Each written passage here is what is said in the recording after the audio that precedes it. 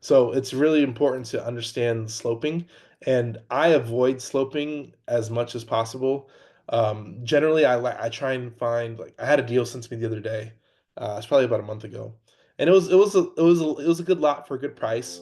I literally pop on Google Maps and the street view, and it was sloping straight up, and I'm like, okay, I'm out.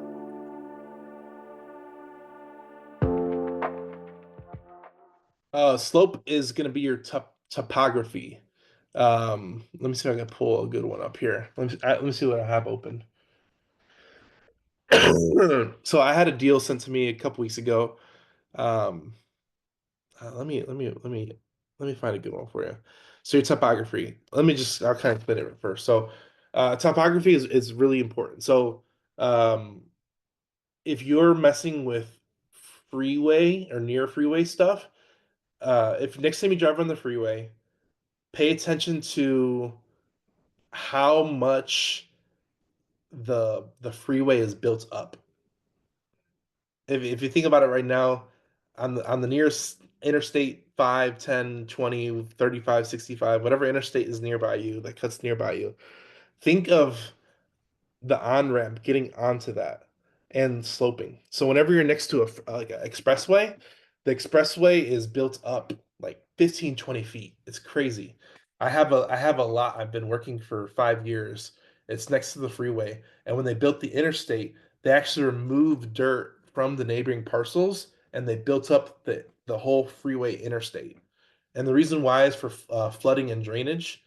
So they want to divert the water away from the main freeway out to the neighboring parcels, which is why whenever you're driving on a freeway, your freeway is always higher.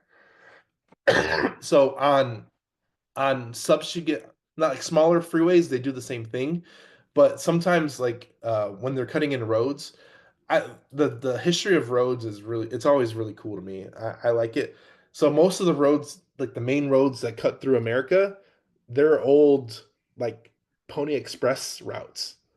They literally turn these old routes into roads, and that's you could find pre-existing roads that they're the same exact roads. They've just been built up, and the same exact paths have been there for years. They've just been built up and turned into a regular road, and they might have expanded it. But the thing about roads is that most of the main arteries that cut through major cities and towns and states, those were the paths that people took prehistorically, even back in the day, just because it was the easiest way to cross. So once people found that out, they just take the same way and they built a road there. They built uh, passages there and all this stuff. So what happens is that the easiest um, when people build out roads, it's always most of the time it's the easiest path. Now there's some states are sometimes they have to go through difficult terrain or different difficult hills and stuff like that. But use most of the time the roads are built along the inline of if you go to Virginia, they're built on the inline of the mountain because you can't just cut through a mountain. Yes, there's instances where they cut through the mountain because that's the only way through, but most of the time the roads are windy and they follow the curvature of the geography because it's less work and hassle to build that road. And that's why it's always been. So on some cases you're going to have sloping up or down depending on where that road sits, and there's ways around it whenever you're buying like infill lots or stuff like that, or even subdivide stuff. Like people will still buy it, but it's gonna be you're gonna have to discount it if you have a sloping down or sloping up because they have to cut if it's sloping up, they have to cut into that slope to go into the property, and it might be flat up there, but it creates an access problem. Same thing going down. If it's down to slope too far, you're especially in the Midwest or northern states, people are really looking at that like, where's the water going? In the winter, is this gonna ice? Whew. Like, it doesn't really matter how much traction you got in that car. If it's slick, wet, rain, snow, you're sliding down that hill depending on how deep it is. So it's really important to understand sloping, and I avoid sloping as much as possible. Generally, I try and find like I had a deal sent to me the other day. It's probably about a month ago, and it was a good lot for a good price. I literally pop on Google Maps and the street view, and it was sloping straight up, and I'm like, okay, I'm out. just because I already know it's going to be an issue for my end user. I'm just when I put on my hat as my middleman hat, I'm a flipper. I buy and sell. I do not buy and hold. Anything I buy, I want to sell as quick as possible. So you really need to understand what your exit is in mind and who your end buyer is. So I'm always looking at sloping. On land ID, let me kind of show you here. I'm just going to zoom in anywhere. I have my land ID open right now. We'll pull up. Um, where's my sloping at? Dun-dun, dun-dun, dun-dun, dun-dun. All right, I know how to find it on boundaries. No, it's outdoor. And we'll do area. All right, I'll show you real quick on my computer. So I literally just I don't even know what state I'm in. I just zoomed in. My land ID was open. I just zoomed in on. I'm in. Where am I? I'm in Arkansas. So this is Arkansas. There's a creek bed that cuts right through here. I don't even know where this is. There's a creek bed. As you see, there's no houses in the flood zone. There's a lot here, but it's in the flood zone. But then if I go to outdoors, this is land ID, you can see these little zoning marks. So each one of these hash marks is 10 feet of slope. So you can, if anybody's ever done roofing, you can figure out your degrees based off of how much distance is between here and here, because you have your 10 feet of rise, 1,280 feet up versus 1,270 feet. So you have your 10 feet rise and your 10 feet of hill, but you can measure this and figure out how much degrees that is if it's 200 feet, 300 feet, 500 feet, 600 feet, or 50 feet. If you have 110 feet of distance and it's 50 feet, like you got some really terrain, some really rough terrain. And like if it's 10 feet over distance, like it doesn't really matter in a lot of places. It gets really interesting when you're in um here you go. Perfect example. I zoomed out of town a little bit, and this is, as you can see, this town. Remember, we're talking about prehistoric cities. Towns are usually built in flat areas because it's easier to build. You see where they stopped building. It's where the topo got crazy. You see all these lines right here. Ever see my screen? Yeah, I can see it. Yeah, yeah, we Hmm. can see it. So this is a perfect example of why people want to build in the easiest place possible. So like, and there's rules around this in some places, but it's based on location. So like here they stopped building because of all this topography differentials. So like here, 1340 feet, and right here it's 1320. So like it's really hilly right here. It goes up and down, up and down. 1280. So from here to here is 60 feet of up and down. Like here, this is a hill right here. This is a hill, this pocket. You can tell based off the line sloping of this. I can go a little bit to the right. 1360 is the top, 1260 is the bottom of the hill. So this is the top of a hill, and then it slopes down 100 feet from here to here. And then anything under like 1260 is going to be flood zone. So 1240, 1260, see it's all flood zone. So anything under this 1260 is going to be flood zone. So you can see it hits 1360. It's technically out of the flood zone because of water. It goes in low-lying areas. So you can kind of read the map and the topo, and it's going to tell you the good and bad thing about that area. Like here, even right here, this low-lying area, 1220, 1220. So this is a low-lying area, hence Lake Atalanta, right? 1220. Now, when you start hitting the shoreline and up, it's 1260, 1280. And then where they start building is 1320 feet. And that's for this area right here.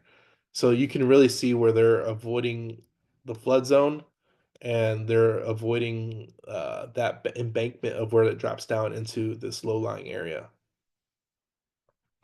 So the caveat to this is you can build anywhere. It's just what's it going to cost for engineering? And I always want to think about that. So anybody over here been to Hollywood, Hollywood Hills, LA? Anybody ever been there? No. Yes, very hilly. The Hollywood Hills is insane. It is so hilly. In fact, let me see if I can pull it up. You have a you can look over the edge of your property of your house, and it goes like straight down. It's so bad there. And what's interesting about Hollywood Hills is people build there. And the reason why they build there is because of location. The location of Hollywood, it's a great location. And people will engineer in your free time, go to Zillow, look at some listings. My wife showed me some the other day. Um, there's literally there's a hilly road or whatever, just like you see. It looks like a one-story house, right? One-story house with a garage, and the garage is on the main road. You go to Zillow, look up the address. It goes 4 stories down. Literally, it's a house that goes straight down. And on the bottom, they have a garden, all the stuff on the bottom of the hill. But their entrance to the house is on the top with the parking with the garage. And then they literally have steps, elevators, whatever they got, going straight down, and that's their house. So it might be like 2,000, 3,000 square foot house, but it's all straight down a hill. And it's crazy. There's a lot of opportunities like that. And that's where like engineering in a hilly area, people will figure it out and build their house, big house, dream house, whatever they want, because it's based off location. If they're not in a good area like Arkansas, like we just looked at, nobody's going to build there because it doesn't make sense. They'd rather just build where it's flat. It's easier, less engineering, less groundwork, less approvals, less all this stuff. So it's a lot easier to build on flat level areas than it is on crazy hilly areas. So Hollywood Hills, look it up, look at some listings, look at some previously sold comps. They're literally built 3, 4 story homes on a hill, and they engineered it to solve that house being built on the hill. So anything is solvable. Um, who here's been to Tampa, Florida? So I was in Tampa a few months ago. Tampa, Florida has an island. They were hit with a hurricane a few months ago, and if you remember, if you can recall that hurricane, there's a hospital built on a fake island inside Tampa. It's right inside downtown. They actually built up a fake island, and there's a hospital built on the island. So people always say they're not building any more land. They really are in the right areas. They're doing the opposite. Whereas a hilly, they're engineering to solve the hilly issue. Over there, they're engineering to solve the land issue because they have no land. They're building on water space. So anything is solvable if they're in the right location, and that's the caveat to this. So if you're looking at land that has hilly or flood zone terrain, you really got to be careful of that terrain because they anybody can just buy a neighboring parcel that doesn't have it. Yeah, and Daniel, can I add? So this has really come up a lot for me over in Leander, right outside of Austin, off right north of Travis Lake. And a lot of you probably have looked at that subdivision. There's a lot of vacant properties in there, and then there's a lot of built out places in there. Really nice homes. I want to say like 5 or 6 years ago, you could buy that land for like $13,000 for a lot. Today, they're going for about 60,000. Um, but this is the problem there.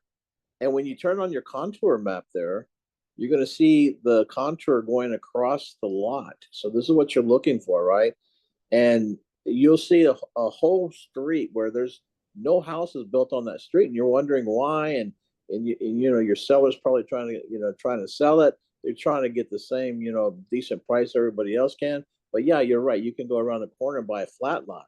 So here's the problem. And when you're negotiating, this is how you negotiate those slope lots. You say, well, when a builder comes in there to put a house on it, there's a slope in there of 20 feet, meaning they've actually got to go in there with a foundation and build up. They're going to use blocks and a lot of concrete to build up a foundation, um, and footings in order to even up that house up there. And that can easily add another 30, 40 thousand dollars to the house. So one, no builder is going to buy your lot, first of all. Second, if an individual buys this lot, they're going to have to pay a lot more for this house. Therefore, they take that back in the price of the land. Yep. That's why you're not going to get the same price right around the corner. So that's the comparison. And this is how you negotiate those deals and get a better price because they know it. They bought the lot. A lot of them have seen the lot and they remember, hey, that was a bad slope. And when you see a line that goes across a lot, that doesn't mean the front side of, one side of that line is flat and the other side is a slope. There's a whole slope going. And it's so you just assume there's a slope going on the land itself and go from there because otherwise you'll get a lot you can't sell. And plus I try to avoid those lots to begin with, right? I'm not going to Yeah. buy those lots. But sometimes if I can pick up a good deal on them, then they're worth it. So, but they're going to have to be dirt cheap in order to make up for that foundation price. So you all you're doing is you're hitting the price of the foundation to the seller. Yep. And this goes down to like you one, don't mess with it, or two, make sure you get a really good deal. You have to get a good deal, or else you're really gonna get stuck with it. Hence why they're stuck with it. And everybody wants, well, there's comp saying this, comp saying that. Like if you got some type of issue, that's why you're never gonna sell and get that price. Like these Florida sellers, they got the endangered species. Yeah, you might be able to get that price, but you got endangered species that you got to deal with, and depending on how many of those animals you have, is going to cost you per animal. So like, there's different things you got to account for per deal, and it's a lot easier to get away with crazy lot lines if the bigger the lot is. But the smaller it is, you really have to pay attention because there's no getting around that slope. You can't build 50 feet back or kind of cut a driveway through and work past that slope. Like you got to deal with that slope if that's all the square footage you have is on that lot, and you're dealing with that sloping. Yeah, and it also prevents the homeowner from being able to walk out their back door into their backyard because their backyard could be 20 feet below their back door. Yep, I've seen those. I've seen those out here in California. There's properties where they literally have no backyard. It's they might have a gate with a small backyard, but it literally goes down into huge sloping off a hill. And that's stuff we have to deal with. Um, what's the John, what's that term they call where they the when they especially when they're building like hilly areas where they'll stair step it down. I can't remember the term right now offhand. I don't know if you know it. Is where they kind of move the Where dirt they around. They stair where they're step it. grading it down? Where they Yeah, grading? grading it. There's a term I'm looking for, but it's essentially grading it down. Essentially, in hilly areas, they'll sometimes grade down. They'll grade little layers into the housing, and even on houses. So, like, I looked at a house the other day here in California, and the neighboring house was 6 feet lower than the house I was looking at, just because it was on a hill. So they kind of stair step the housing to make it flat. So it was literally house, house, house. Like you literally go up and like down the hill just because it was graded that way to make it flat for that one house. So they move the dirt around to make it level. So they have to grade it. So it's just the way it is. So you got to understand. Um, you got to be careful with those infills with contour lines that are all over the place because if it's not in a good location, it doesn't matter. Doesn't matter. Good question, Carl. That was a really good question. Um, Contour lines. But I hope you'll learn something with that one. Any final question? We got a few minutes left. Bill Could put it we on. run through a example pretty much that I got creative terms on, but just to see like your thoughts on it? What's the Um, address? yeah, I'll give you the county and the parcel ID number. That'll work. You can put it in the chat. Texas. This one's Texas. Yeah, Palo Pinto County, and then it was the one I mentioned that has this four different parcels already. Of course, two of them are like quite small. I think that's like less than an acre for two of them.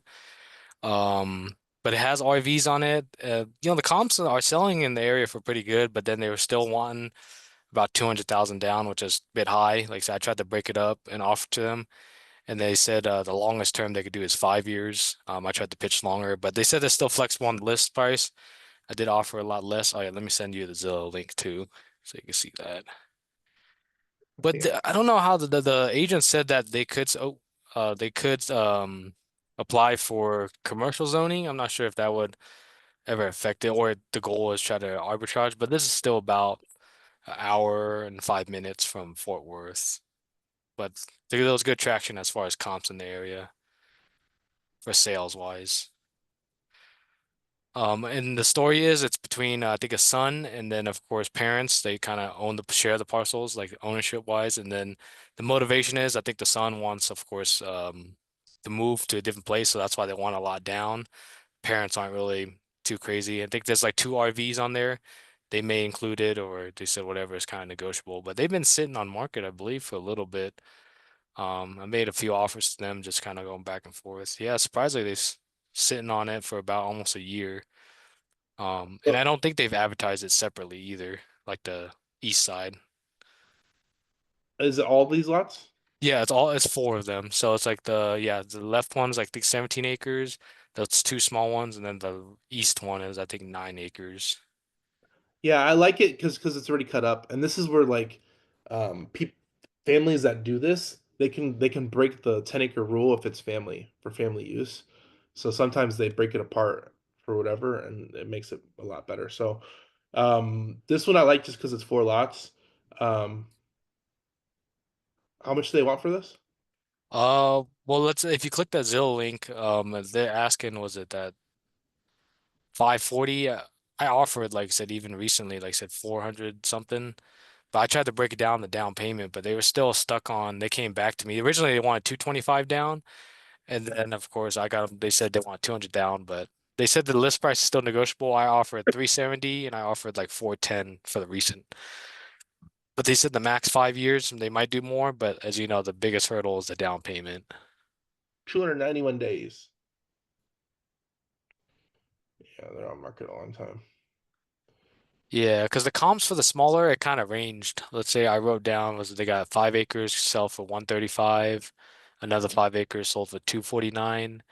132 for 5 acres. Another one sold for 5 acres, sold for 250. So, but as you know, it still takes time, even if we were to sell a piece to kind of recoup the down payment is maybe the strategy.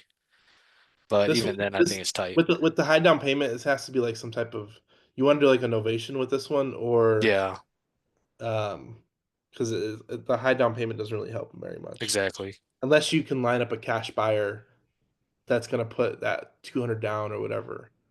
So novation still might work because then you can find like one or two buyers, seller finance them, bring that note, and that's your down payment, and then you have the rest to sell. So it could still work, but you're gonna need time on this one, and it Exactly. looks like they have nothing but time. Yeah. 200 days on market, 39 days on market. Um, it's interesting. The 4 lots give it some juice for sure. Do you know what year the homes are? The RVs, I do not know. I gotta ask. Are they coming with it? They said they include it. They could, or they said everything's negotiable. Like, so they don't, because they don't like care about it no more. They're just trying to move and be out, like the sun is pretty much. So what I would do is I would negotiate it with it and then just put it on marketplace and have somebody come pick it up. That's what I Oh would do. yeah, that's yeah, that's I'll, true. I'll, I'll put it on marketplace and have someone pick it up because you might be able to get 10, 15K for those each, and you can get cash right away because somebody will buy Yeah. it quick. They're still in reasonable shape. Um, I would probably get updated pictures on the homes. Are they Okay. are they owner occupied? They Maybe are. for one, but even then, they just had it for like kind of camping. Because they wanted to build some stuff on it, and they eventually didn't want to do nothing that no more. Yeah, that seems all right.